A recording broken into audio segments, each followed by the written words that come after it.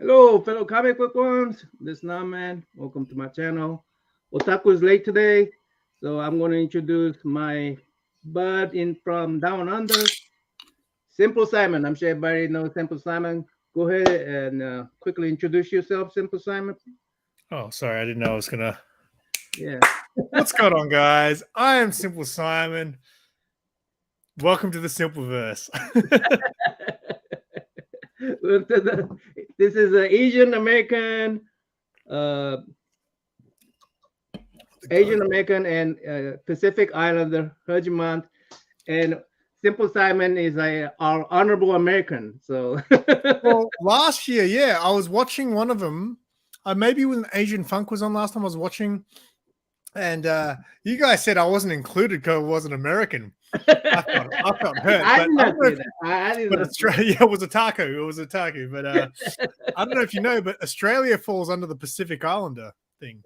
Yeah, it does. Yeah, it does. Yeah, Pacific. It includes everybody. And you guys excluded me last year. How dare you? I cried about it for a year. Sorry, dude. Yeah, it doesn't say Pacific Islander American, does it? It just say Pacific Islanders. So, yeah, you will be included. Yeah, Pacific Islander would count like Australia, New Zealand, and things like that. So all the, but I guess will the natives be considered? I don't know. I actually looked it up the other day because I was like, I never forgot what you guys said when you said I wasn't invited. I did not say it. Dr. Young, come on. Where are you? He's probably too embarrassed to come on right now. That's why he's late. He's scared. He knows I'm going to have something to say. You don't want to be called out. Even Japan. So I've just looked up Pacific Islander countries. There's a lot of them, but just some to Fiji, Papua New Guinea, Tonga, a whole bunch of places I've never heard of, New Zealand, Japan, Polynesia, Philippines, Indonesia, all that stuff. Well, it actually didn't say Australia, but somewhere else I looked said Australia should count. But you're definitely from China, right? I'm Asian, yes. Yeah, yes. I mean, apparently.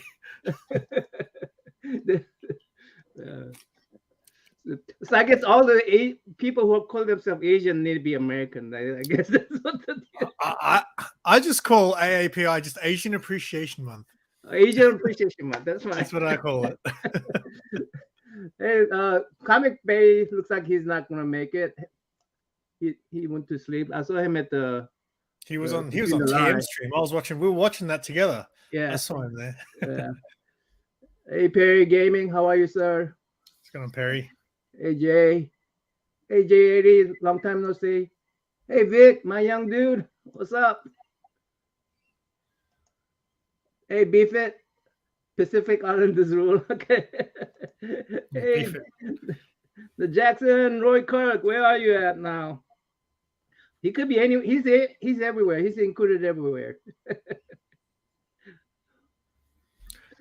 So you're not drinking anything? Sorry that you're not drinking anything. No, I'm not prepared enough. I should really plan the night before. It's also because I got to wait till pay.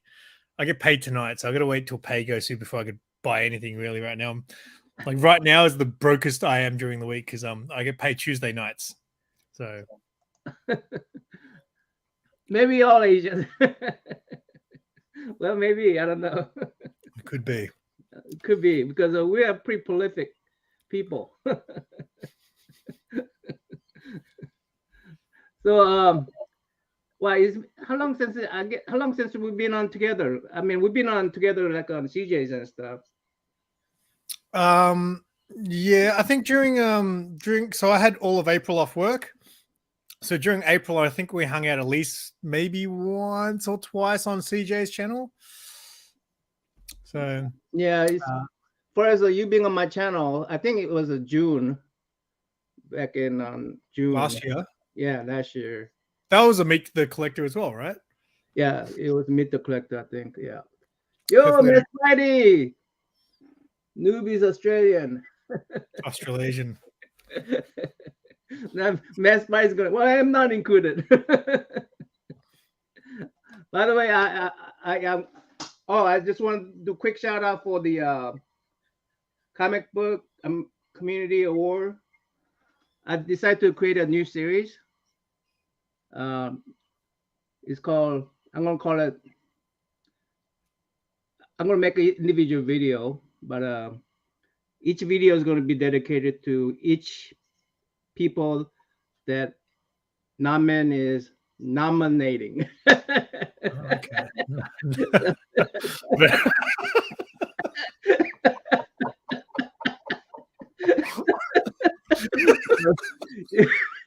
If you want to be in my video, let me know.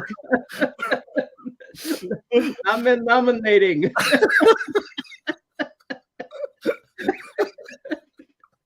Oh man. How long were you waiting to say that one? Huh? How long have you been waiting to say that? Oh man, that's funny. Well, I already said a whole bunch of time during my video I made, but Oh man, that's funny. nominate. I'm the nominator. I think I voted you last year. I think I nominated you for best new channel. I think were you Yeah. new channel for last year? Did you? I got voted on. I got voted on. I think three. I mean, that was awesome. Yeah, I remember voting for you. I think it was for new channel.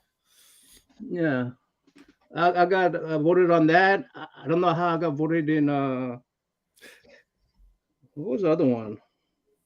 But yeah, a couple of them didn't make sense. I mean, new channel was fine.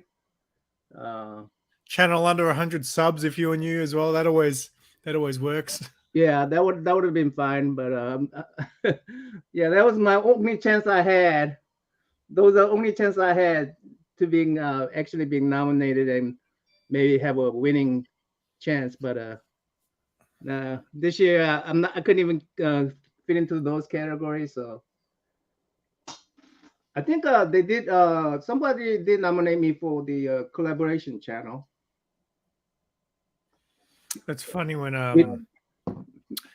yeah, I nominated a lot of things that just didn't even make the final thing. I took it very seriously. I voted for my favorite shows, and no one else likes my favorite show. Comic Gories is my favorite show. You ever watch Comic Gories? No, I haven't watched Comic Gories. Haven't watched Comic Gories, man. I like the. My very first video is going to be about swingers. So. Well, Slingers is fun too. Comic Gories just has a little bit more at stake, I guess, because so with Comic Gories, they randomly choose out of these like categories, like they randomly choose one, and then you have 30 seconds to go find a book in your collection that suits that thing, and you got to do that like up to 5-6 times. So is that what Biggie is in? Is that a Biggie one? No, it's on John's Comics with Kids. I'm sure Biggie's been on there before. But yeah, it's just a lot of fun. I haven't actually watched it for a while. I haven't watched YouTube as much in the last sort of 6 months as I used to. So I could tell the cover sling was people are getting a little tired. They need new blood. When they should put you in more, like, you know what I mean? I agree, man. Look, I can't do it every week because it's literally have to wake up at 4 or 5 a.m., which I'll do every now and then. I'm happy to wake up at 4 or 5 in the morning once every now and then, but I don't want to do it every week. One of the things that I complain about in my video is that, hey, the gray man doesn't care to win. He just no, he wants to win so bad. Huh? He wants to win so bad. So okay, so here's the problem with cover slingers sometimes, right? Because a lot of the time when I used to watch it every week, I used to put it on while I was like organizing my comics or something, and every now and then I just look up at the screen to see what comics you were showing. But sometimes there were just 5 people yelling at each other constantly. And for someone who's maybe new to the show, who doesn't know you guys so well, like it's fun for us. We know you guys, and it's fun to have you guys yelling at each other. But when you don't know you guys, and it's just 5 people yelling at each other, and then Matilda just popping off swear words left, right, and center, it's a lot to take in. Yeah. Great man could really overwhelm people sometimes. But I really enjoy the shows, especially when I could enter the contest. I really enjoy that show. Sorry. Go ahead. I was just going to say, I went on that time when they had Kiss covers because I was like, if you got Kiss covers, you have to invite me. Oh, So okay. I went on the Kiss cover one, and of course, I won. It was just 10, 10, 10, 10, 10. Well, you know, you got Matilda in a good mood. See you, Vic. You have a for the if anybody who goes on there new, you do have a little honeymoon phase where people are nice to you at first. So, but Yeah. but once you start slinging, they'll sling at you. So Yeah. That's my anyway, feeling. how's your collection been doing? My collection, I still buy comics. I'm reading less than ever, but I'm still Less than buying ever. comics. I thought you never read, according to Sarah. No, I read. It's just so hard to find the time. I mean, there's a lot of things I love, right? So even like all I used to ever do, like go back a year even, all I used to do is make videos, like read comics and watch your videos. And I think watching YouTube videos took a lot of time away from me reading as well. Yeah, Um, that's true. I mean, this YouTube watching other people's video took a lot of my time. and that's why, like in the last sort of 6 months, I've just probably more than 6 months now. I've just really started to try to do things that aren't so Hey, common. What's up, mate? What's up? Kids What's up, Simon? Not much, man. Kids are in bed. Well, yeah. Well, he's still awake, but I just sneaked bye, away. Mo, we left. Hey, Kpop. Glenn. So where'd we get in the conversation? I really look at, I'm just glad to have you on. Because you are you're such a like a great community member on YouTube. I really appreciate like your content, and just like the way that you guys geek out on like pop culture and all and the way you feature your community members. It's really a nice thing to see. Thanks, man. Yeah, I like to think that my channel is not necessarily a very informative channel. It's more about just me hanging out with friends and me, I guess, enjoying nerd culture. I guess because it was very new to me, and that's how like when I started the channel, I wanted to do YouTube for such a long time. And then when I finally thought of something, I was like, oh, since I'm new to all this, like you go back to when I started, I had none of that stuff. So it's kind of all built up just in the last sort of 4 and a bit, 5 years. Wow. You know, that reminds me. The Alex in the between the line mentioned it too.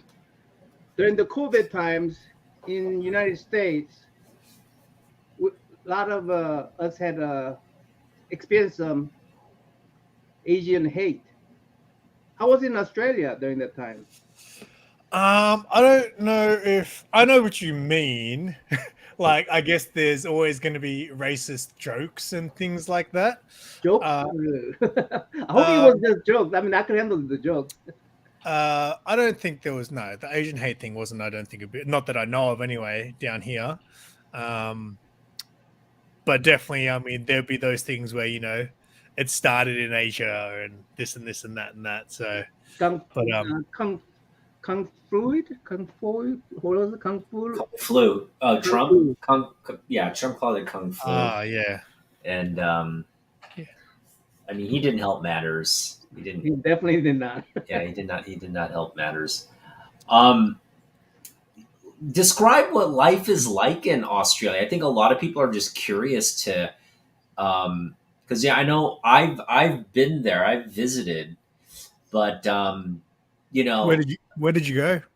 I went right after the Olympics. To Sydney? The Sydney Olympics, the Summer Olympics. That was like way back in like 2000. 2001. Yeah, and at that time, like we went to there's that square in downtown Sydney where the Matrix was shot, and okay. I just remember taking pictures of that and being like, wow, this is so cool. This is like the scene with the lady in the red dress, right? That's still there, right? I think so. I'm not from Sydney, but I'd imagine it would still be there. Oh, okay. I'm from Melbourne, so I mean I've been to Sydney. Melbourne, all right. Yeah, I'm from Melbourne, but I've been to Sydney a few times. It's nice there. The roads are a bit of a mess there, But I always think that Australia and America are fairly similar as far as the main difference. I mean, we're a lot more chill, and then over you guys like have a lot more guns. That's the difference. It's I feel like as far as like the way we live and things, the things you have, or like we have most things that you guys have a lot. You guys have it on a bigger scale, and you guys have guns. That's that's how, that's how Yeah, I see it. we're not chill because guns are too cool for us. We're not chill at all. But Yes, snakes. Yeah, there's snakes. Um, the previous suburb that I lived in, there was a lot more snakes there. I never saw one, thank God.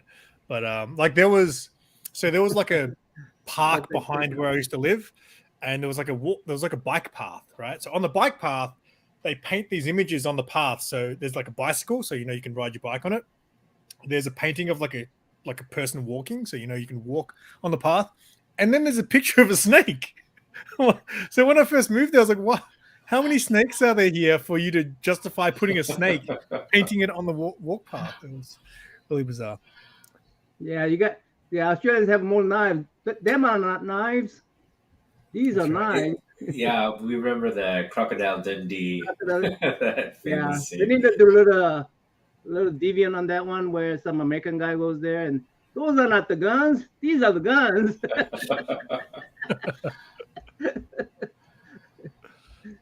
I mean, but like Melbourne is what's its claim to fame? Like, what can people expect to see and do in In Melbourne? Melbourne, Yeah, Melbourne, I think we're very well known for music scene, um, food scene, coffee, all that sort of stuff, which is not really my thing. But yeah, so definitely all those kind of codes. But yeah, the music scene's great Uh, here. I think you as know, far as going Dr. out, Van Doon, Ben Hoot, Ben Hoot. it's kind of mate. Ben, I just want to Um, say Dr. Van Doom, like Dr. Doom. Dr. Vaughn, who makes some great videos. Yeah. and so as you know, if you've been following us, it in America it is Asian American Pacific Islander Heritage Month, and we're celebrating, the contributions of people of Asian heritage to American society. Do you have something similar there in Australia? Where, because I know the Asian American or Asian Australian community is very prominent. It's Yeah. grown over the years. There's definitely a large percentage of the population now is from different parts of Asia. Um, how do Australians sort of recognize that aspect of the culture? I don't know of us celebrating AAPI at all. Maybe they do. I only know about it really because of the comic books, and that they released the AAPI covers and things like that. Yeah, right, right. And then you guys doing this last year. So I never really see it celebrated too much down here. There's definitely big Asian, like CJ said. There's a lot of Greeks here in Melbourne. So where I live and where I am now, even when I grew up, there was a lot of Greeks and Italians where I am now. Now there's a lot of Asians there as well now for sure. And there's Yeah. definitely certain pockets throughout Melbourne that are big Asian communities, big Greek communities, and things like that. But yeah, I don't know. I don't really see too much stuff with the whole AAPI stuff around here. But yeah, it's literally the comic books. Like seeing those covers come out every year, I was like, oh, what is this? And then seeing you guys do this last year, I was like, oh, I didn't know this was a big thing. So Well, we're trying to make a big thing out of it. you guys are It's creating always the a hype. big thing, but we're trying to make a big thing. What I've noticed is with Jim Lee now hitting things at DC Comics, it definitely is. I think DC is making more of a concerted effort to celebrate the month, and yeah, we're seeing it now in some of these promotional titles that are coming out this month. And I think for a while now, you've just seen more sort of an introduction of diversity throughout Yeah, for sure. both publishers, and so I think that's good. Overall, that's good for people reading. Yeah, Yeah, I definitely think Well, So- this thing has been we lost this, I think. No, it's not gone, mate. You guys, you'll live on forever, mate. I just don't do it as much personally. Even for a while, I was making other people do it. That's why I've got clips of everyone licking books. I get them to lick the books for me. That's why I got the Venom licking book, but you never use mine, so Yeah, but you didn't lick the book. That's why. because Venom licked it for me, I turned into Venom.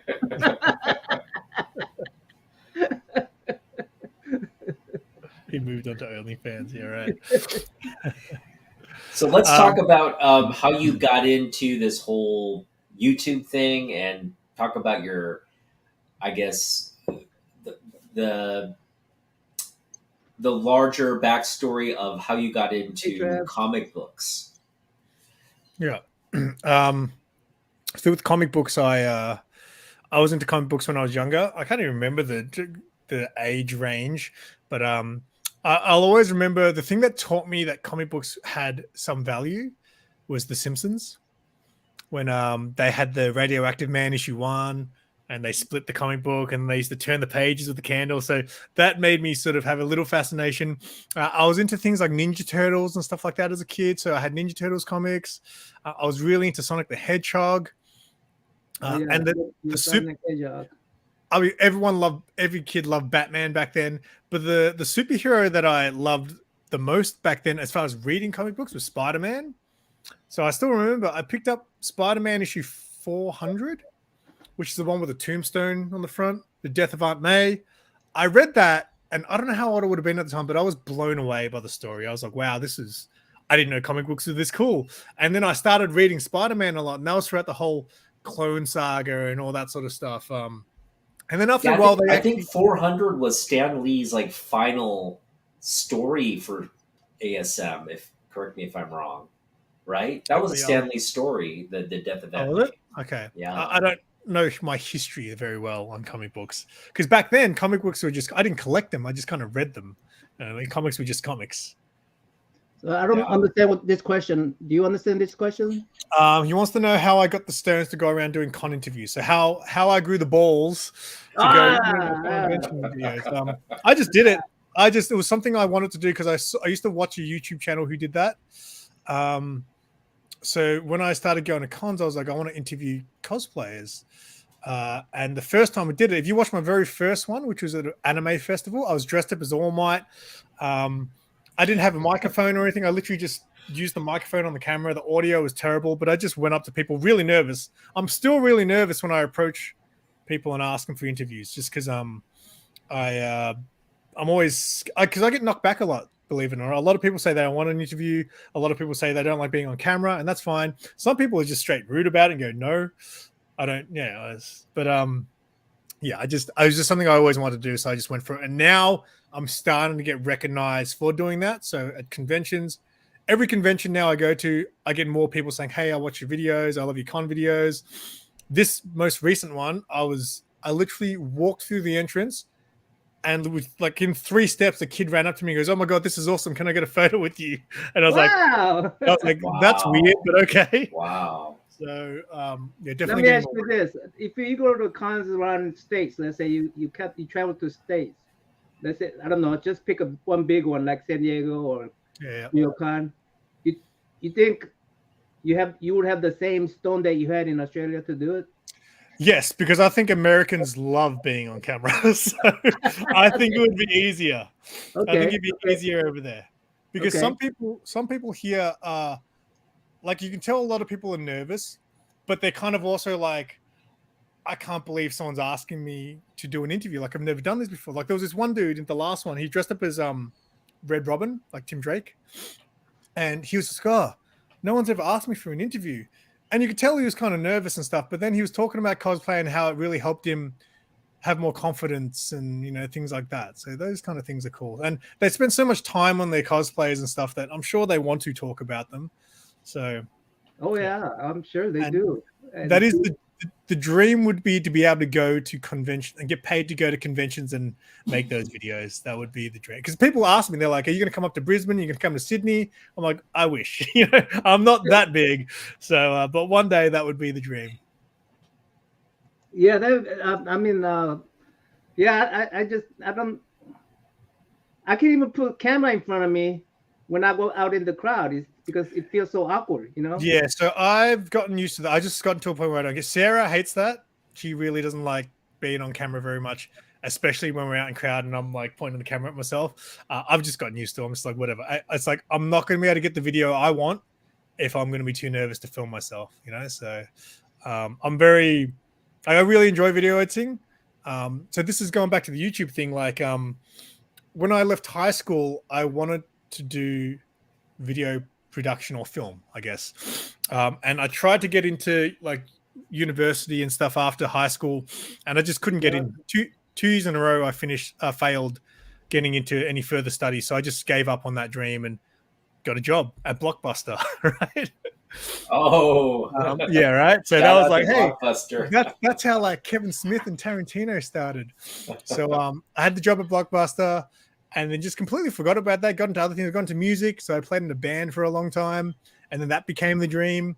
So once I started doing YouTube and I started editing videos again, once I started doing it a lot, I started to realize this is what I always loved to do. I just forgot about it for 20 years, you know? So I really enjoy video editing and I'm not great at it because I'm kind of self-taught in a way. I never done any courses or studied anything. Like my high school, I did 1 year, and back then I finished high school in 2000.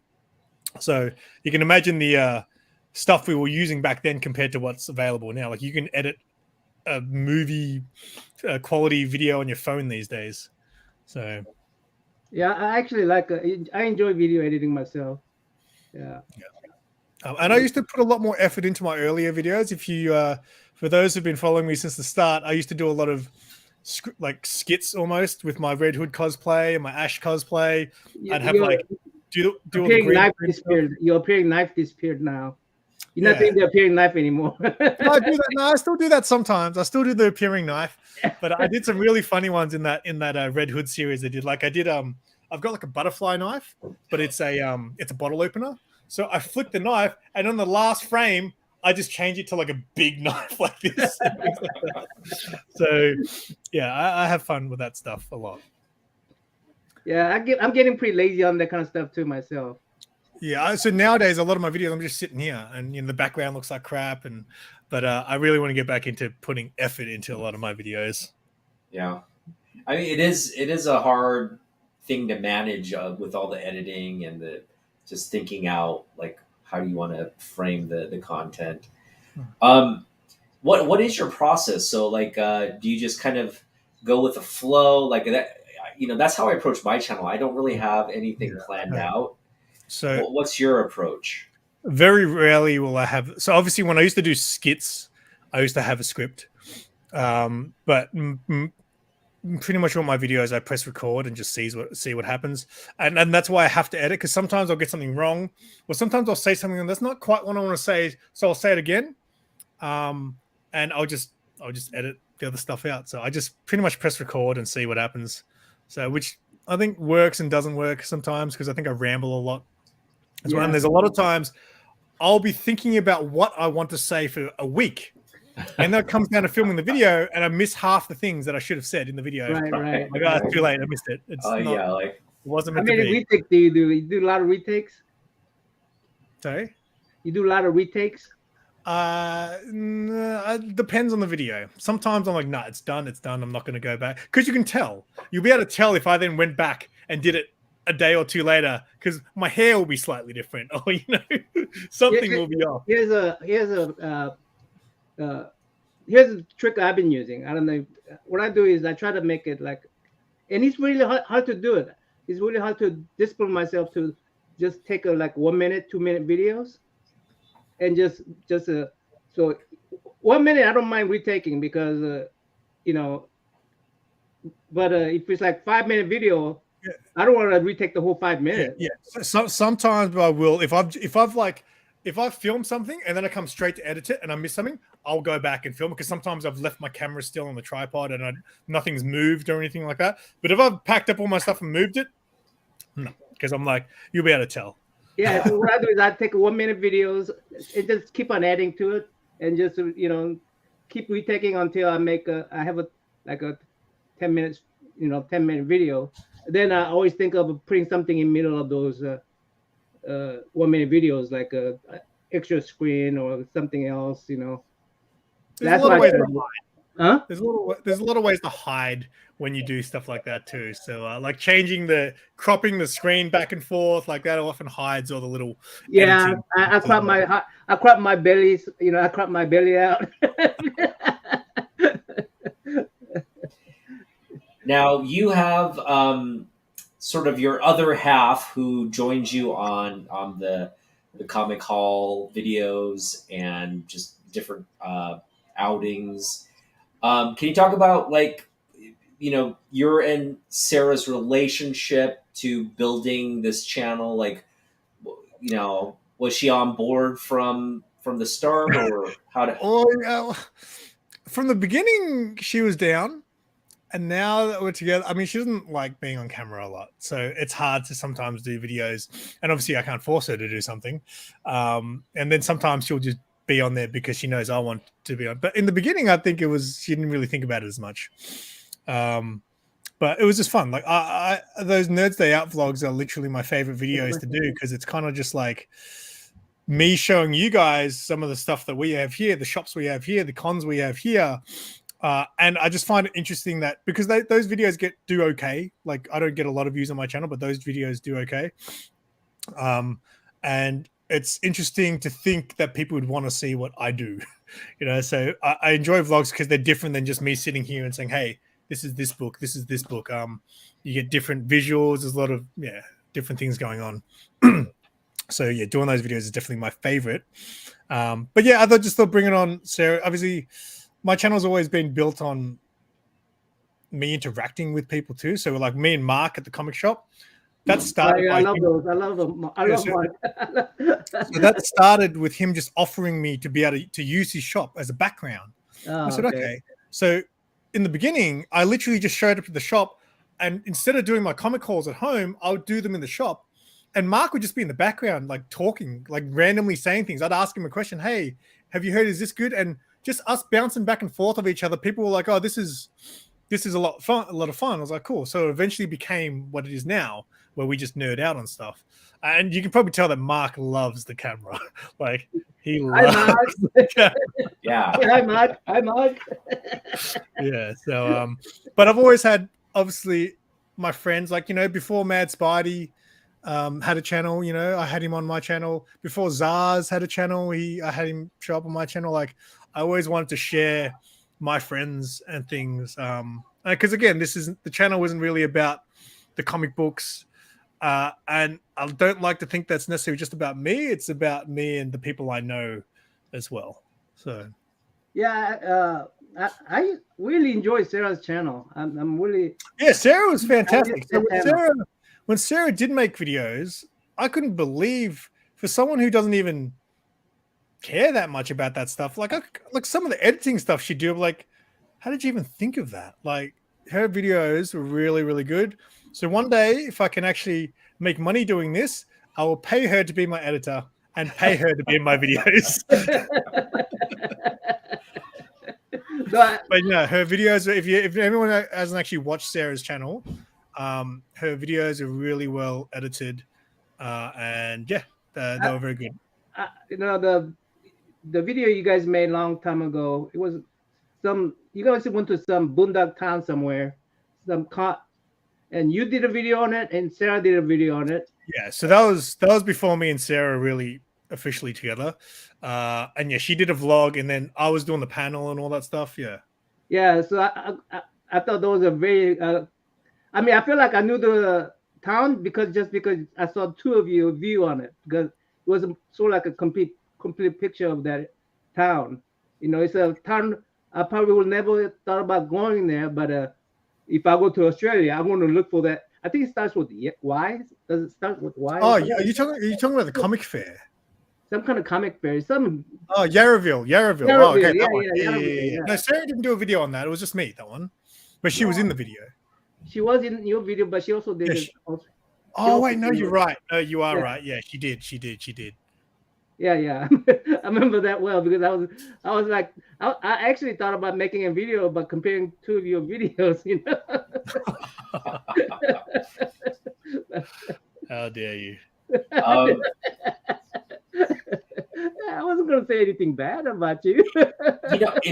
so I think for a lot of people, it's the dynamic between you guys, the fact that you're dating, but also like you guys like this hobby, right? The comic, like Naman Young and I, we are married, and our wives hate comic books. I think if my wife could like just burn everything behind me, she would.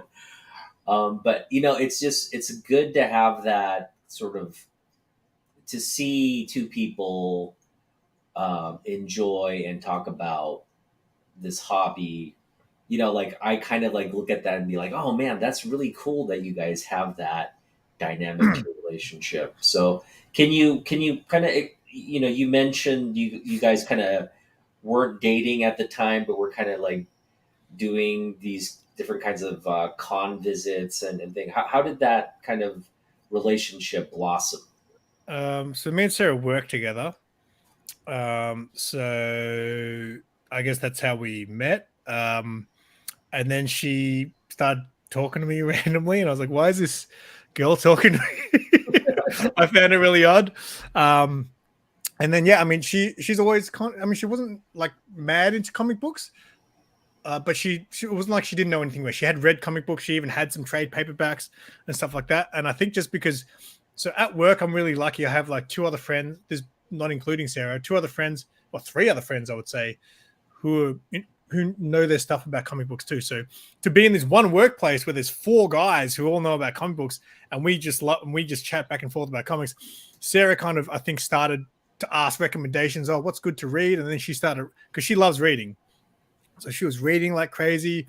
And then I don't know the YouTube thing. I think because I became friends with the Whack guys from Whack Comics, and then Sarah sort of became friends with them. And then I think she did her first video was like it might have been like books that she won from Whack Comics or something like that. So that's how it started. I kept telling her you should do more videos. So yeah, yeah, it's definitely lucky that we share that. The only problem with sharing that hobby is now she wants to share collectibles, and I'm like, no. we did a video once discussing. I was like, I don't think you should share collectibles, and most people agreed. Right? Sarah thinks it's okay if we're together that we share a collectible, right? You know what? That's So not something I never thought about. Is that what if my wife likes the things I like? You know? yeah, right. Well, Like she lays claim to it. I was like, no, I want this to be mine and mine only, right? So Boundaries, please. recently, we bought our first shared collectible.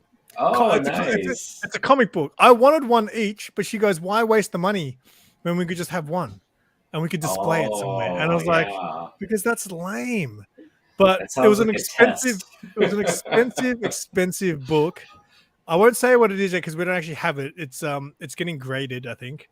Ooh. So yeah, we spent a Book. lot of money on this book, and it's going to be our first shared, and it's first and only. I said to her, "Time we're going to share a collectible." So you get it on like Mondays, Wednesdays, and Fridays, and she gets it on the No, weekends. How it's does on the wall. It's on the wall. We're gonna have to. I was like, it's got to be front and center somewhere, that? displayed at all times. Awesome, awesome. Wow. All right, so like let's talk about your collection a little bit. It's I find your comic haul videos to be very like on some days you'll have a very robust haul, like you'll have a lot of books, and then other days you'll come back with maybe one or two So books. that's a more recent thing. So if you go back to when this week's comic haul started, it was almost like I had to buy books to show you guys. Like every week, it was like I was averaging $200 was a Right. like minimum every Right. week. There were some weeks I think I spent up to $300-400 just on new comic books. So that's something I've cut back on a lot, and I really need to just stop. So nowadays, so how books work now is in the beginning, there was New Comic Book Day, which is Wednesday, like you guys. But obviously, our Wednesday is before your Wednesday.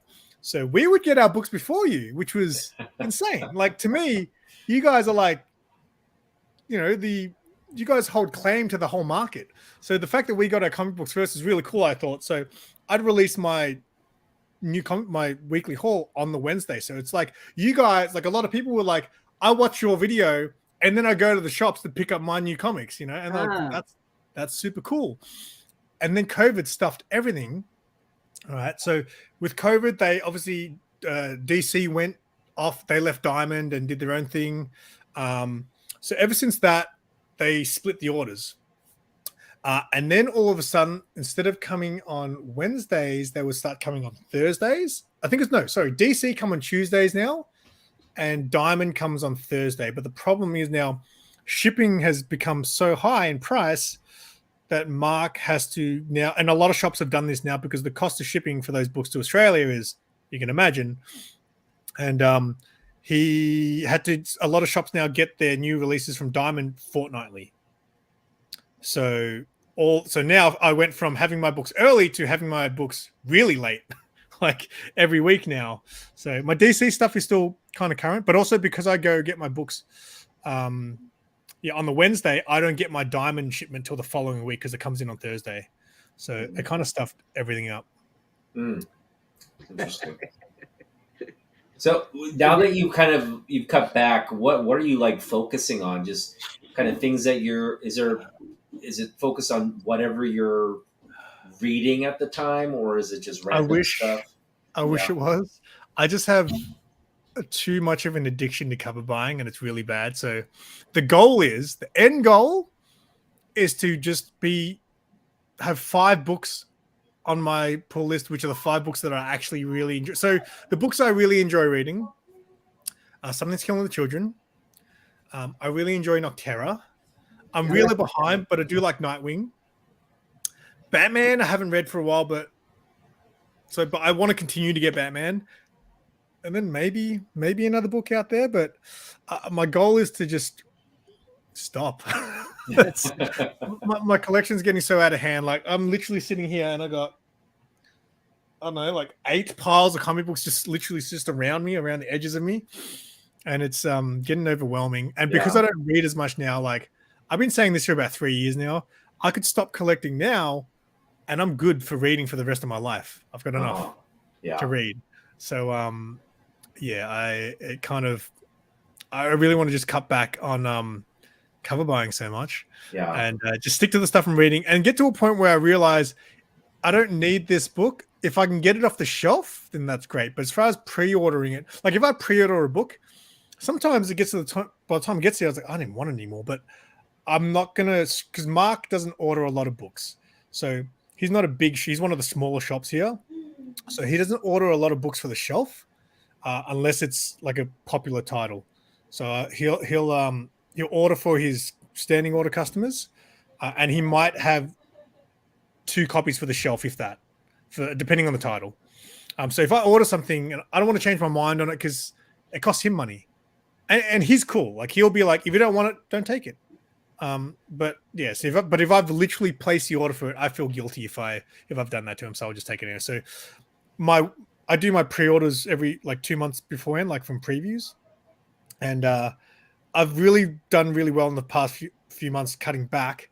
But then this month, I just did my orders the other night, and there were some sick covers in the coming months. So I was just cover buying all this stuff, and afterwards, like, man, I didn't need that.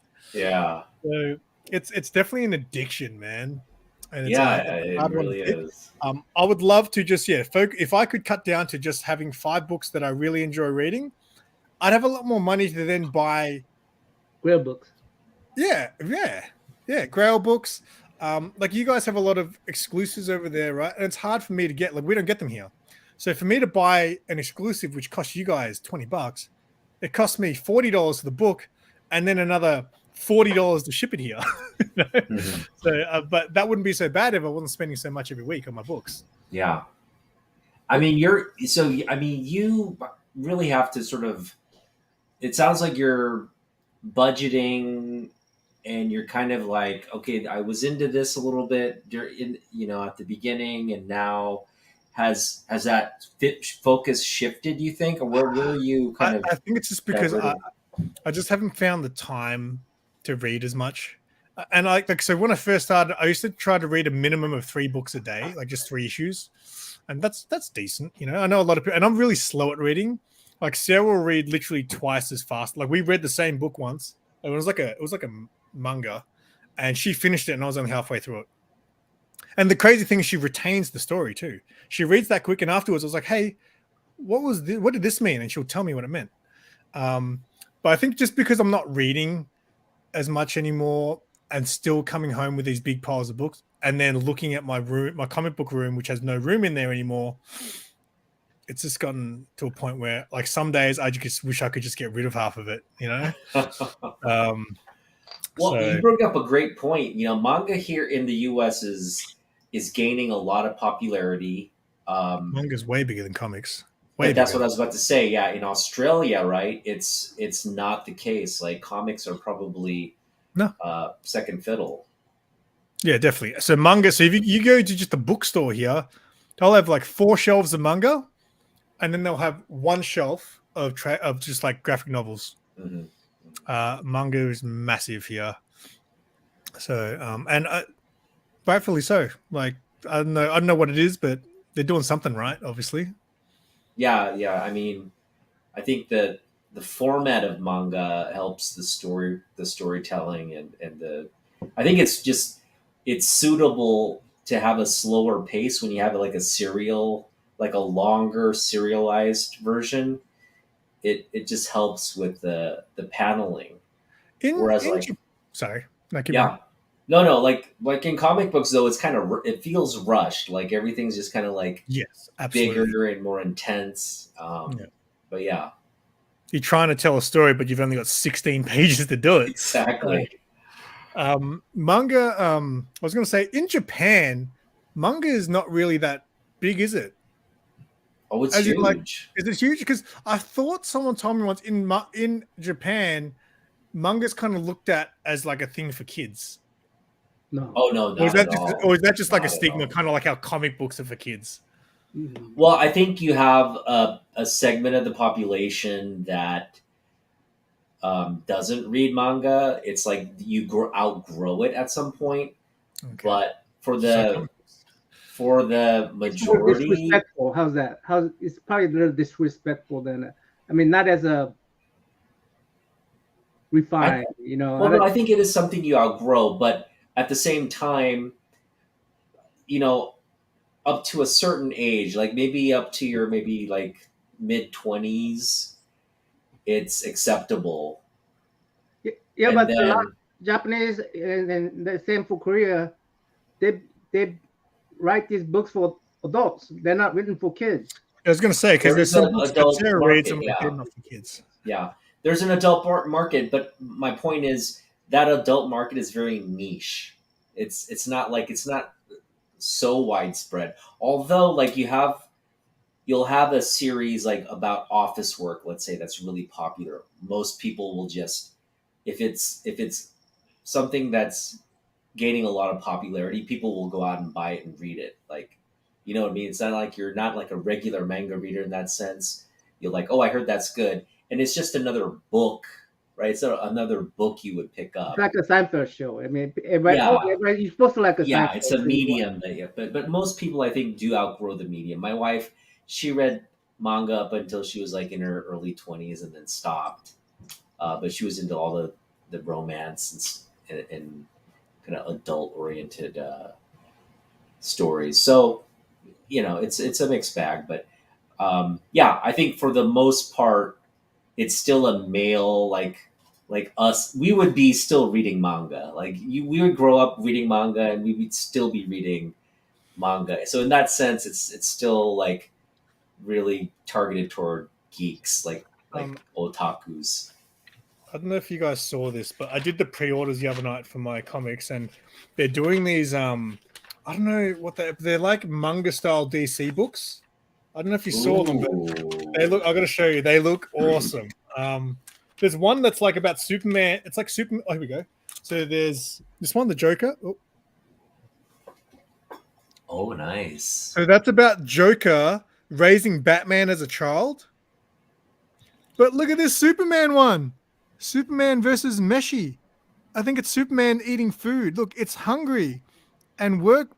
It's hungry work being a Superman. That's why every day for lunch, Superman takes a quick stop over in Japan to try a new chain restaurant. I am ordering the crap out of these. How good are those? I asked my kids. Wow. I asked my kids. They went to Japan just recently, Yeah. and I asked them, "Hey, if you find any kind of a manga about like Batman, Superman, Spider-Man, Hulk, whatever, Thor, give me those." Well, there was that Batman Ninja. Did you watch that? That Batman anime? My kids It got was- me these comic books you buy from America.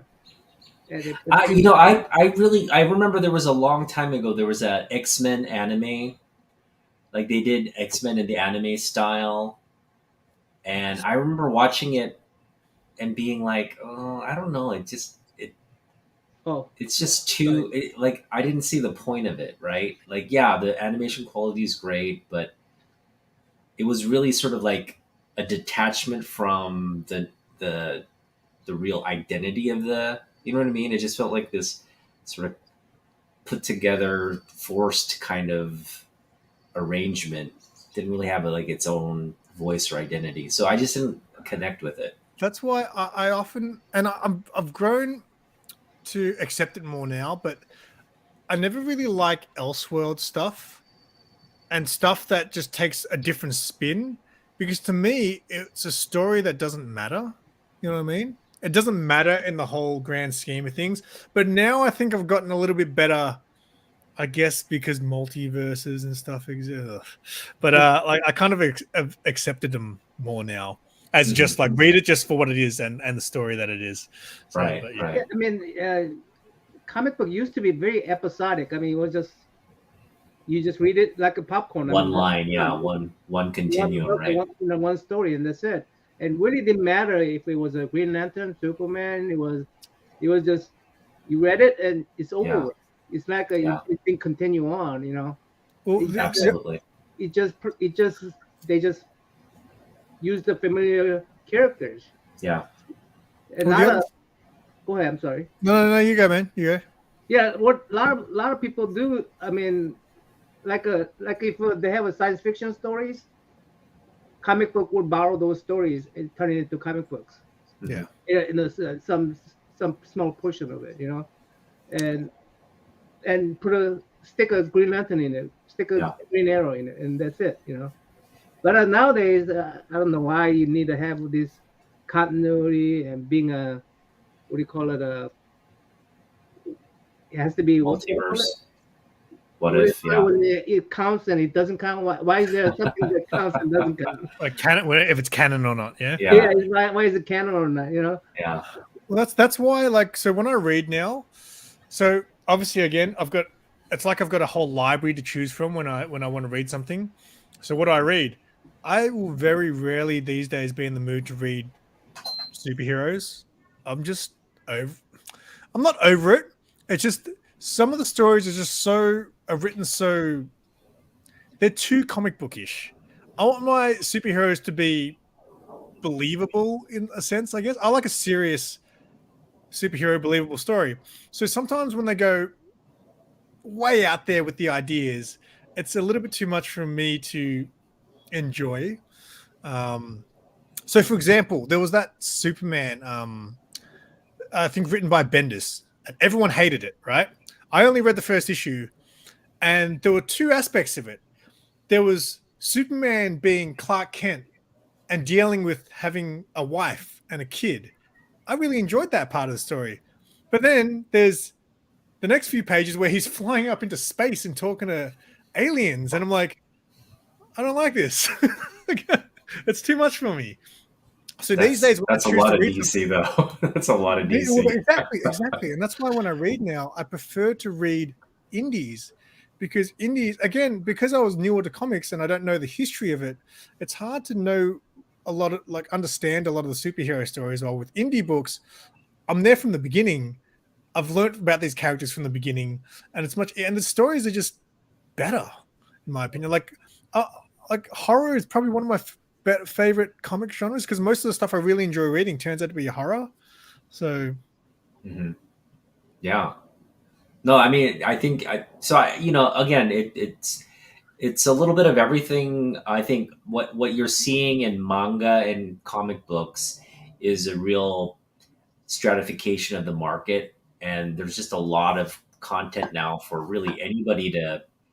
It matches everybody's tastes somewhat, and I think that's what hurts these really sort of legacy titles is you've got more people read more options for people to read, so the standard recipe of what these characters were built on just doesn't apply anymore.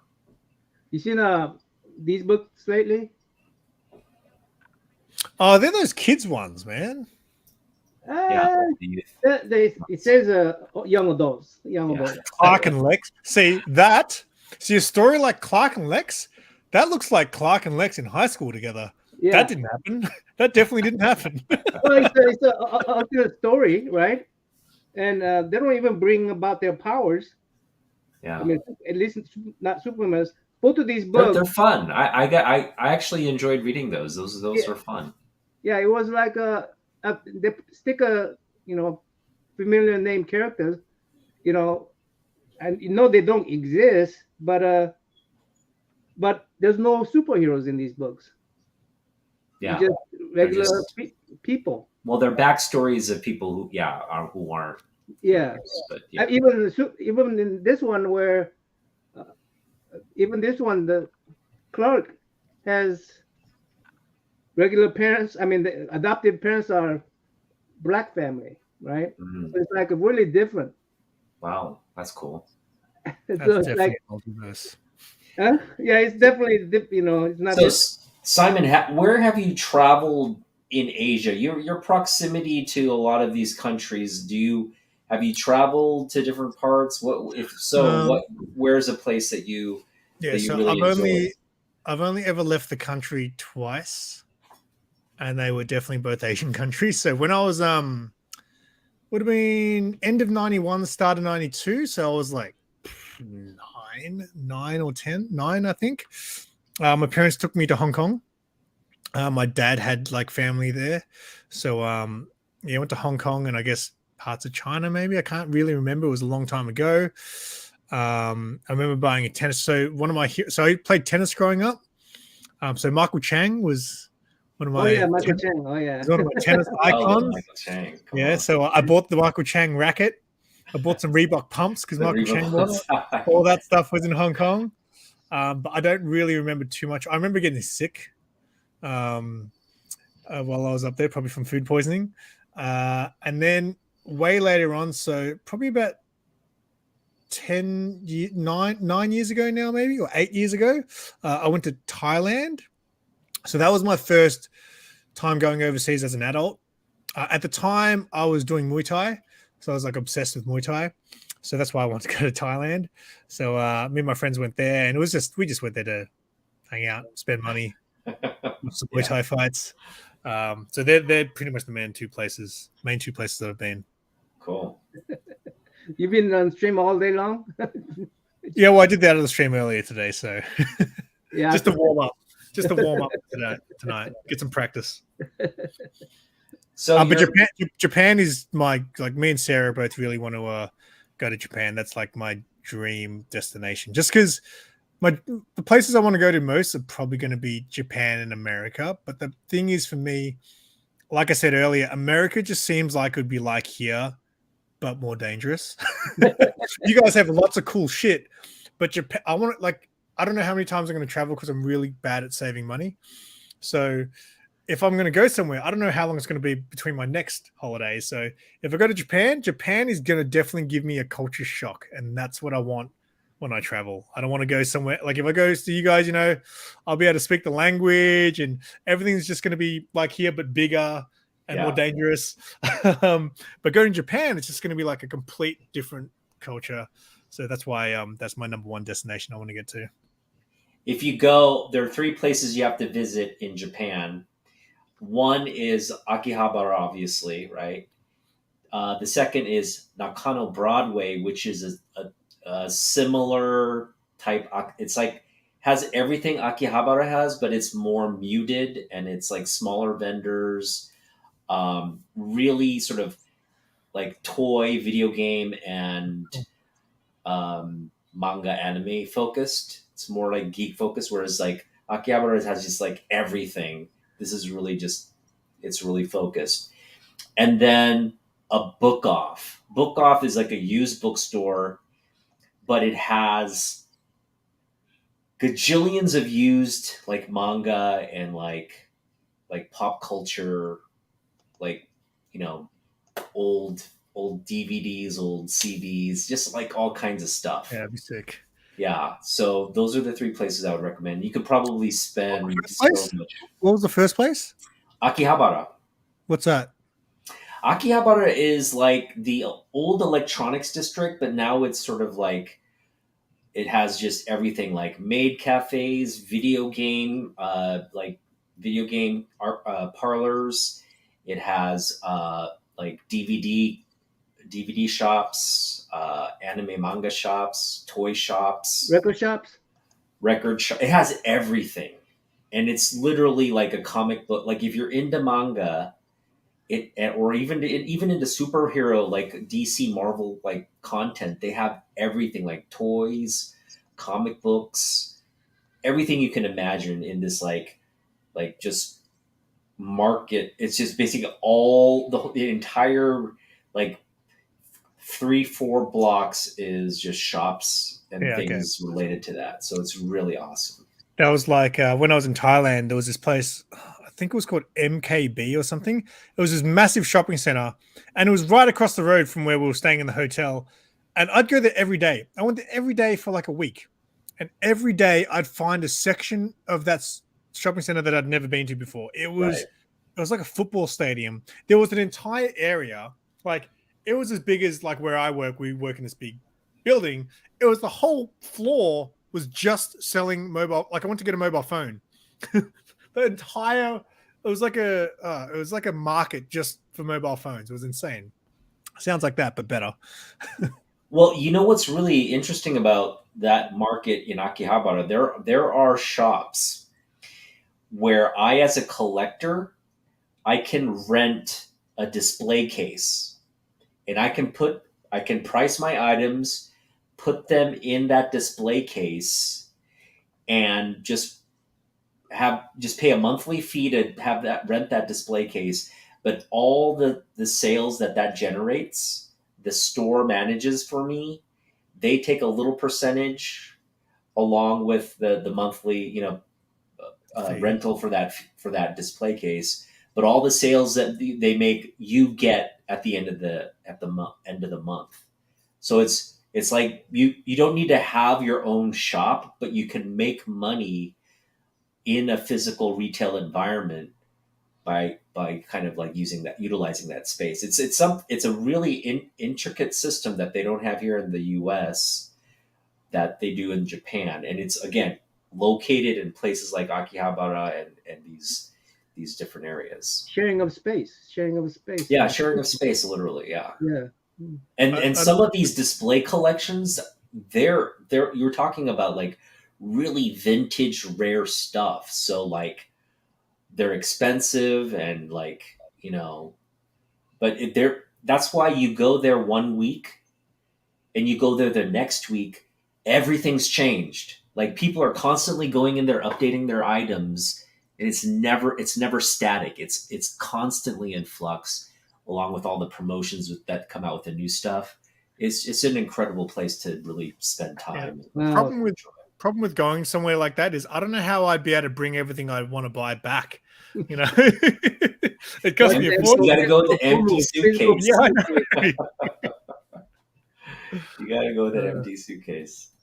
But no, I'm really looking forward to seeing you guys go there because I think you guys would just really, really love it out there. Oh yeah, the videos.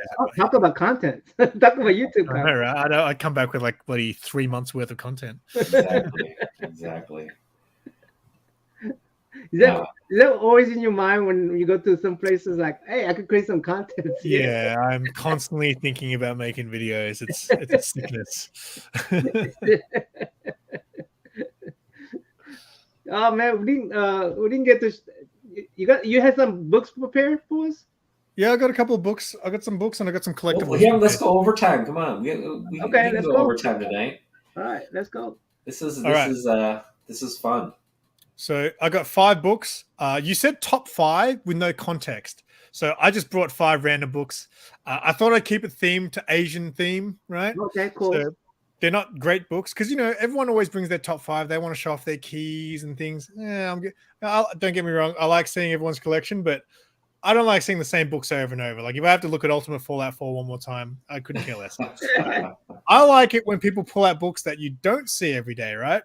Yep, me too. So I bought 5 books that all have a little bit of Asian influence.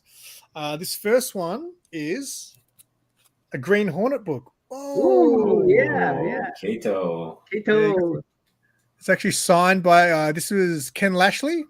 Mm-hmm. He signed it. So this one book I actually got from Mad Spidey. Mad Spidey, I think, subscribes to Ken Lashley's Patreon or something. So he got given like a box and he gave me all the stuff he didn't want. So he gave me like a sketch cover from Ken Lashley as well. Wow. But yeah, this one has a nice little signature on it. And there's some Kato action on there. That's a nice book, yeah. I'm not going to put these. All right. Next, The Man Under the Mask. Boom, we got some Bruce Lee. Oh, yeah. Yeah. Hey, look, it's Nah-Man in the 60s. Yep, I look just like that before. I found these books. We have a toy shop there. Have you guys ever come to Melbourne? Come see me. We'll take you to Lobo's. It's this awesome toy shop. I showed a bit of footage when Lee came down recently. We went to Lobo's and I did that vlog. But I found they've got comic books there, and I found 2 issues of this in there, so I had to pick up that because Bruce Lee is obviously an idol. Nice. Of mine. And then one more just to stick with we've got 3 more books, but one more to stick with the Bruce Lee theme. This is one of my favorite homage covers. I love movie homages, and this is just one of the best. Oh, ever is. Dragon.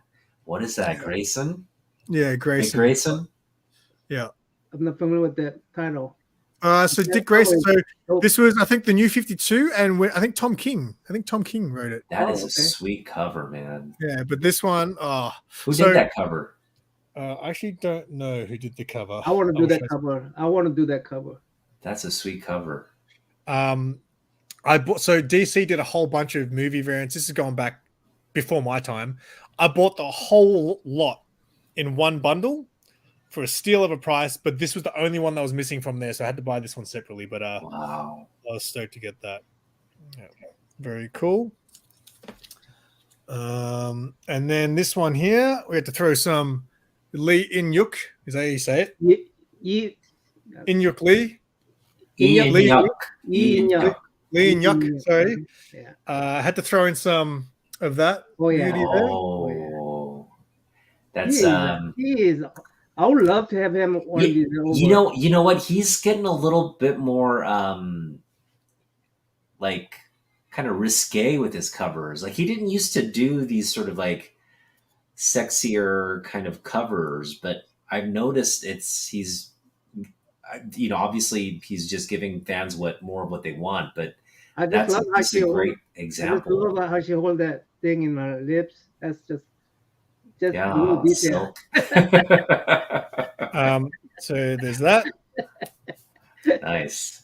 And then this character I might be the only fan of this character, but if I ever get to do cosplay again, this is like one of my cosplay goals, actually, if I ever get back into cosplay, and that is Clown Hunter, who is a Vietnamese character.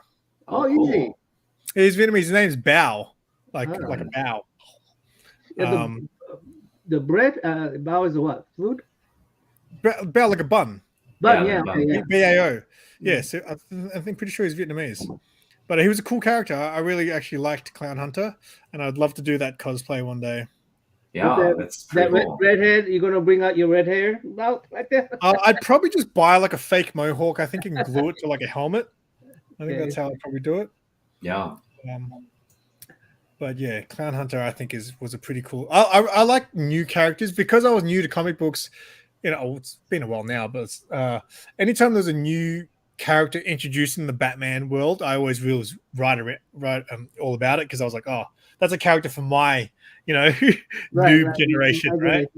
So yeah, I thought he was a very, very cool character. Then my 5 books, and then you said you wanted me to bring on maybe 3 collectibles of some type. So I'll start with some art, right? So something I'd like to collect more of. I've got a few sketch covers. Oh, by the way, I'll quickly just show you the art folio with all the shout out to Cole's Comic Claims. He sent all these stickers to me. Nice. Oh, cool. Okay. Yeah. So if anyone else wants Rob, their sticker added, that sticker there, and who else is there? Yeah, I think Rob. I might have got that directly from Rob because Rob sends stuff to Mad Spidey a lot. But Cole sent me like a lot of these other ones. So yeah, if anyone else has stickers they want on this book, just send them my way. Okay. Anyway, I'm gonna make stickers. I wanted to start collecting some art because Mad Spidey obviously is known to have an incredible art collection. Right. But I can't afford big artists, so I try to find smaller artists. So this guy is a guy I found on Instagram. His name's Junior Maya. And he did 2 pieces for me. I don't know if I can fold this or not. I'll just show you both. So I did one in color and then one in just ink. And with the ink one, I was like, what character would look good just in ink? And I was like, well, Death is the obvious choice there. And then for the color one, because I collect bondage covers, I got a bondage Harley. So there's my. Yeah, I've seen these. I've seen that one. I haven't seen the ink one. That's awesome. Nice. Yeah. So now the only problem with the Death, right? So he showed me like the when he did the just like the pencils, and I was like, oh yeah, just make sure you get the eye, her little eye thing, her little eye tattoo thing. He doesn't have it on there. Oh no. Yeah, so I was a little bit upset about that, but whatever. And then the Harley, I thought he knocked it out of the park because I said I wanted the new 52 blue and red Harley, but I thought he knocked. That's awesome. Yeah. So big fan of that. So I want to get some more art to fill up this book. I've got some other things in here from just like friends, I guess. So this is from my buddy Juron. Ooh, wow, that's nice. We did that. And then I've got one in here from Chris McQuinlan, who's an Australian. He did this for free. So he works at a comic shop here. And I had to go pick up some books from there. And I asked him, are you going to be at work that day? And he goes, nah, but I've left something in your with your books. And he drew this awesome Ninja Turtles. Oh, cool. Movie. Nice.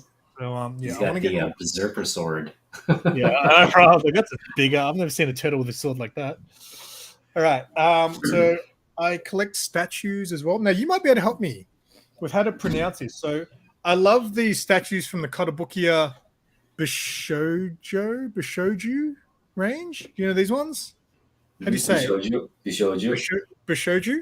Yeah. Mm-hmm. So I love these statues. Bishojo. Okay. So they kind of do like an anime sort of twist on the DC characters. And the thing I love most about it is the box art, to be honest. Like, how good is that? Yeah, I love the box art. So, you know this manufacturer, this brand, they do a lot of, they do a lot of anime type characters. Kotobukiya. Yeah. And so, this is really cool that they're doing DC and crossover. They do a lot of DC and a lot of Marvel. Mm-hmm. I've got about 5 of these, I think. 5. Now, this one here, though, was the Grail. Like this, I don't know. This is up there with the most expensive things I've ever bought. As far as collectibles go, I paid a lot of money.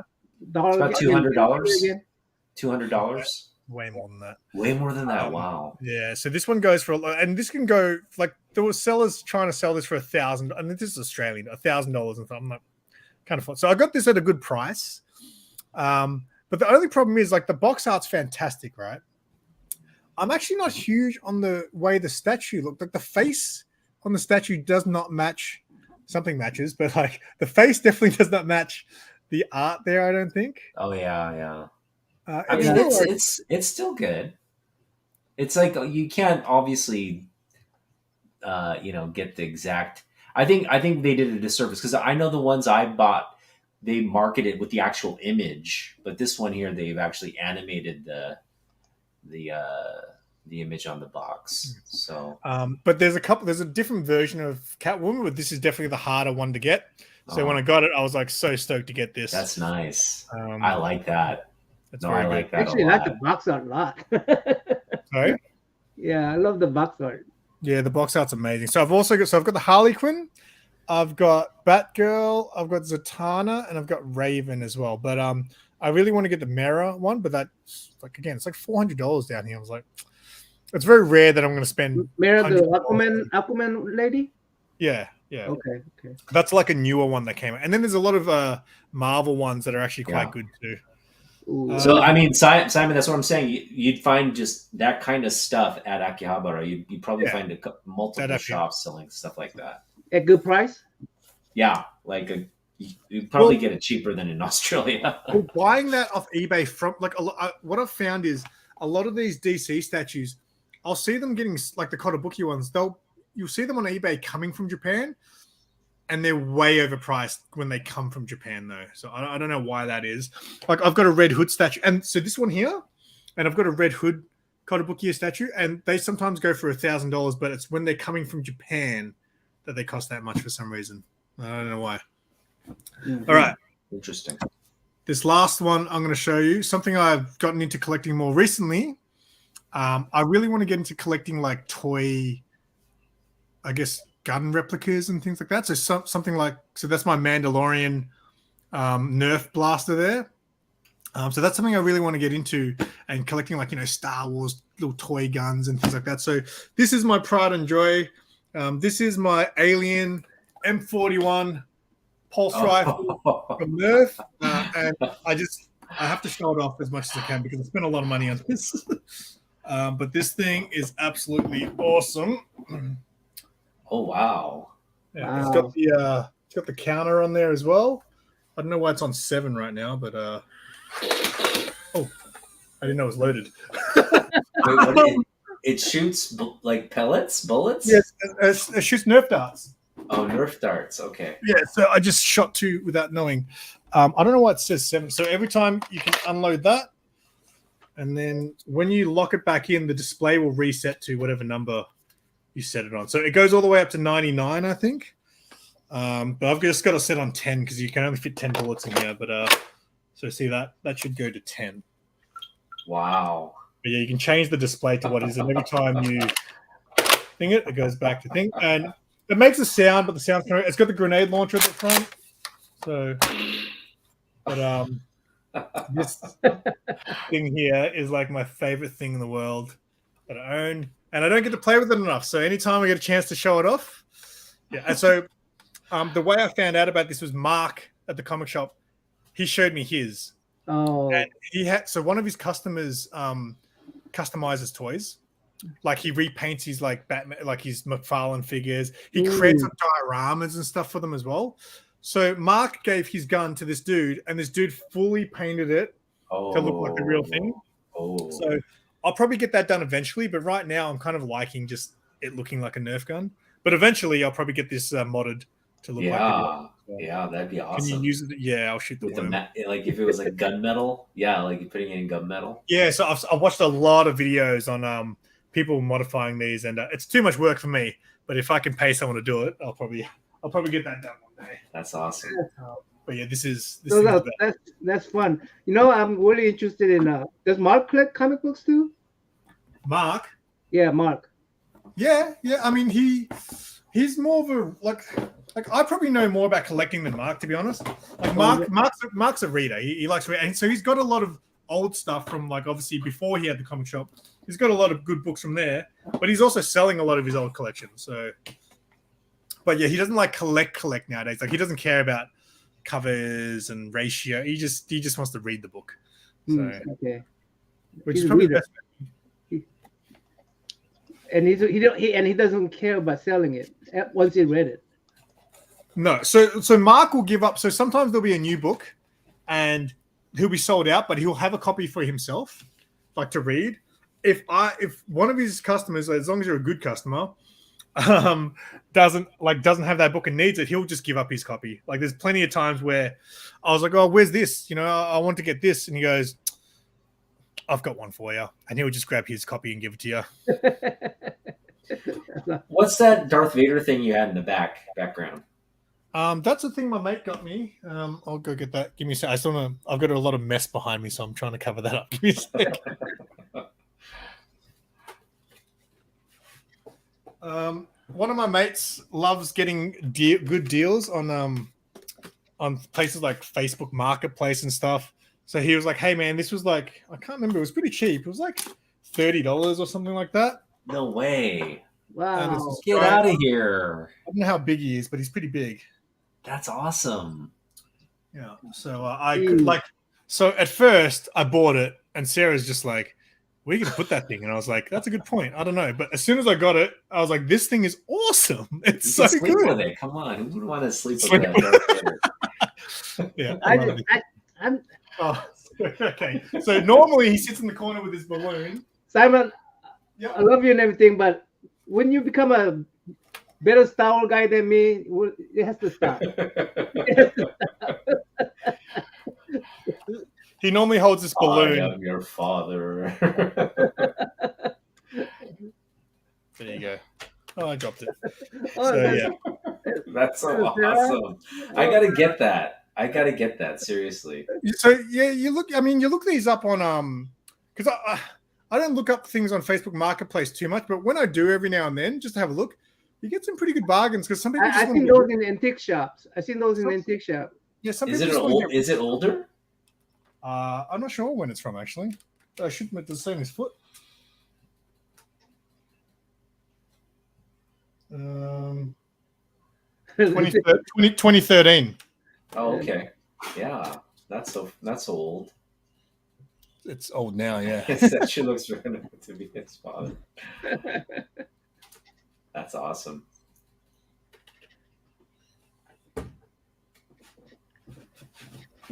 All right. And that's the stuff I brought to show. Awesome.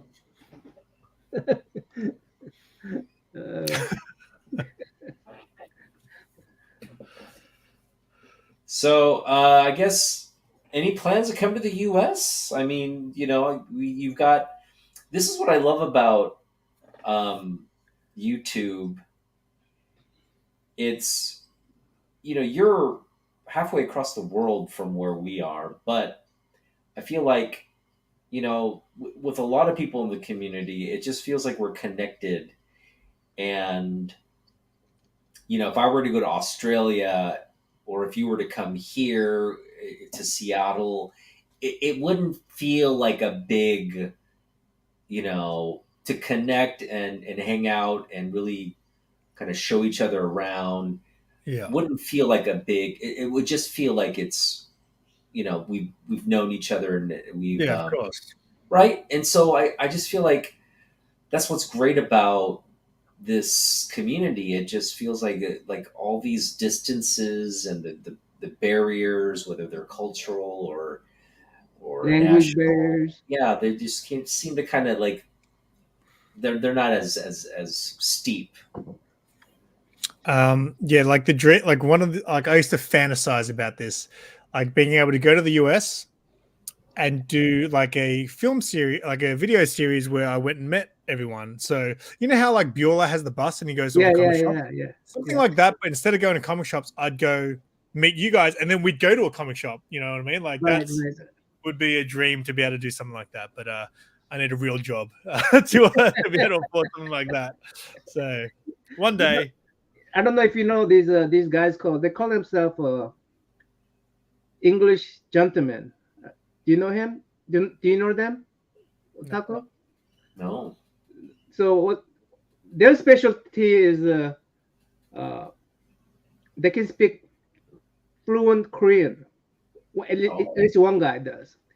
And he introduced Korean culture to all these different, he go to Britain, for instance, and show, make them try like ramen or hot ramen or kimchi and stuff. And the Koreans just eat that video content up. They just eat it up, right? Yeah. And they got huge really fast. Yeah. And now they're going to the United States and try all these different restaurants and they have a huge staff filmmakers, editors, and they they got a whole bunch of cameramen just following them around.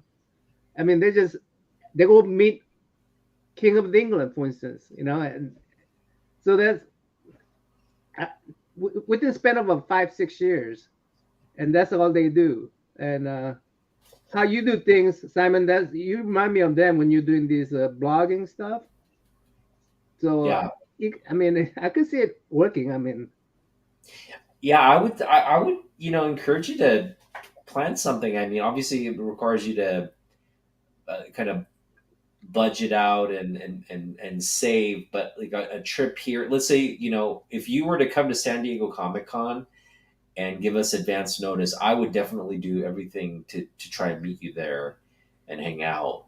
Yeah, like 'Cause how that's a when you guys, when I see all you guys meeting at what is it, Heroes Con and stuff. yeah, No, here's that. like, that's awesome. Like I love seeing those videos, and I get jealous, to be honest, when I see you, because I'm like, man, I wish I was there hanging out with you guys, because I don't get to come on too many streams. I never want to miss my opportunity to hang out with people on the other side of the world. But obviously, it's hard with the time difference. I'm normally working most days anyway when you guys are doing streams. So and I think because of that, I don't get invited a lot. So when I do, I always never want to miss the opportunity to hang out with you guys, and to hang out with you guys in real life would be awesome.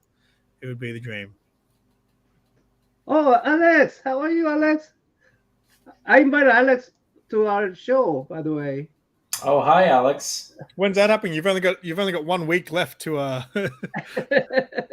up to Alex. appreciate It's us. up to Alex. It's great to meet another new community member. So welcome, Alex. Thanks for hanging out. Yeah, she was at the in between the lines. Between the lines, fantastic artist. She's going to be our meet the artist guest. Cool. Looking forward to that. Yeah. Yeah. Well, it's perfect because I think one of our artists, Jumbo and I think he canceled on us. So. Well, he got COVID. Yeah, he has. Yeah, he has COVID. So we're wishing him a speedy recovery. And yeah, we had scheduled him for this month, but he said he couldn't join because he's sick, and so we just wish him all the best in terms of getting well and making a speedy recovery.